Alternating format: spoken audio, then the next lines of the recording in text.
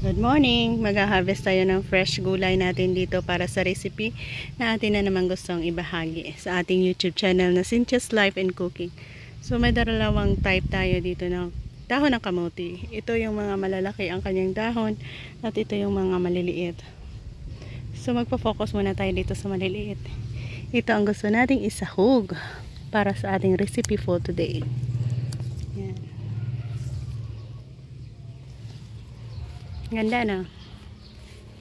Ganda ng tubo. Konti lang, tatlo lang pala, tatlong puno lang yung may ganitong ganitong klase.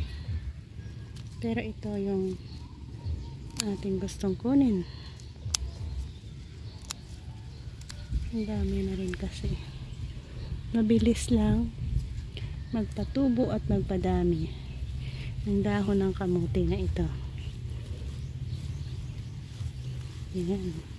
Nakarami na tayo. Ito din. Ang ganda ng tubo niya.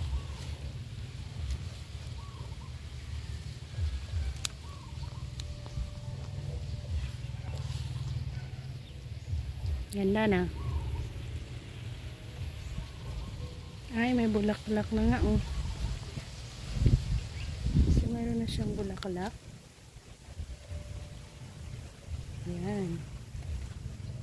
Ganda. So, kailangan natin itanim para lalong dumami ang kanilang mga area dito.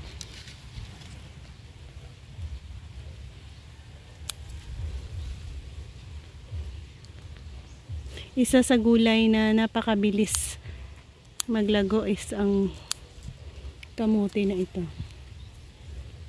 Nilaglag lang na yun. Kukunin na lang natin doon mamaya sa kabila. Ang ganda, no?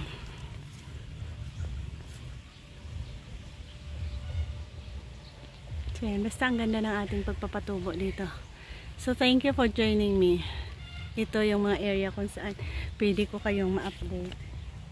In the same time, sa ating alugbate, ang ganda din, oh. Ganda ng mga tubo ng mga pananim natin ngayon. Bye bye, guys!